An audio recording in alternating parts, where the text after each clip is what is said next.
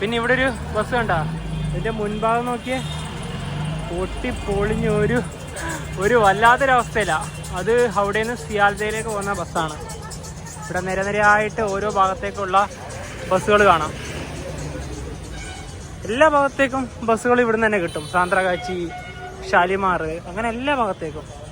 ഇനി നമ്മൾ നേരെ പോകുന്നു കൊൽക്കത്തയിലെ പ്രസിദ്ധമായ ഹൗറ പാലത്തിൻ്റെ ഭാഗത്തേക്ക്.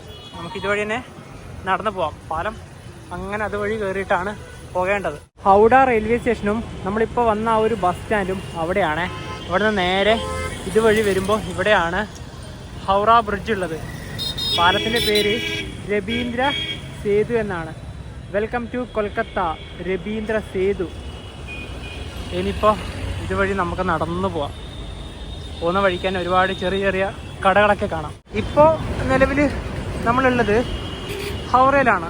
ഈ പാലം കയറി ഇതിൻ്റെ അപ്പുറത്തെത്തിക്കഴിഞ്ഞാൽ അത് കൊൽക്കത്തയാണ്. ഉരുക്കുകൊണ്ട് നിർമ്മിച്ച ആ ഒരു പ്രശസ്തമായ പാലം. ബസ്സുകളൊക്കെ പോകുന്നത് നമുക്ക് കാണാം. അതുപോലെ തന്നെ യെല്ലോ ടാക്സി, കൊൽക്കത്തേൻ്റെ ഹൈലൈറ്റ് ആണല്ലോ യെല്ലോ ടാക്സി. പിന്നെ ഇവിടുത്തെ ബസ്സുകളൊക്കെ വളരെയധികം പഴക്കം ചെന്നാണ്.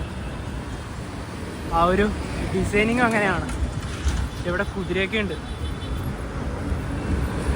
പിന്നെ ഇത് ഹൂഗ്ലി നദിയാണ്.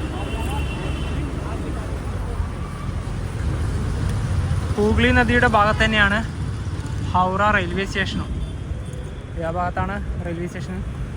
പിന്നെ ഇവിടെ ബോട്ട് സർവീസൊക്കെ ഉണ്ട്. ഇതാ ആ ഭാഗം വഴി സൈക്കിളൊക്കെ ഉന്തിക്കൊണ്ടുപോകുന്നത് കാണാം. അതായത് സാധനങ്ങളൊക്കെ ആയിട്ട് ഹൗറയിൽ നിന്ന് കൊൽക്കത്ത ഭാഗത്തേക്ക് പോവുകയാണ്.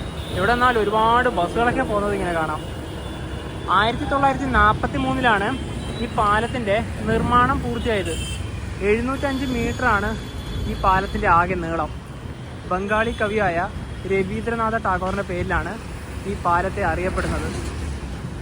നല്ല രസമാണ് ഇവിടെയൊക്കെ വന്ന് ഇതിലൂടെ നടക്കാനും. മെയിനായിട്ട് ഇവിടെയൊക്കെ നല്ല വൃത്തിയാണ് പാലത്തിൻ്റെ ഈ ഒരു ചുറ്റുപാടൊക്കെ. നിങ്ങളൊക്കെ തീർച്ചയായിട്ടും കൊൽക്കത്ത വരികയാണെങ്കിൽ ഇതൊരു മസ്റ്റ് വിസിറ്റ് പ്ലേസാണ്. പാലത്തിൻ്റെ ഈ ഒരു ഭാഗത്തേക്കുള്ള കാഴ്ച ഇങ്ങനെയാണ്.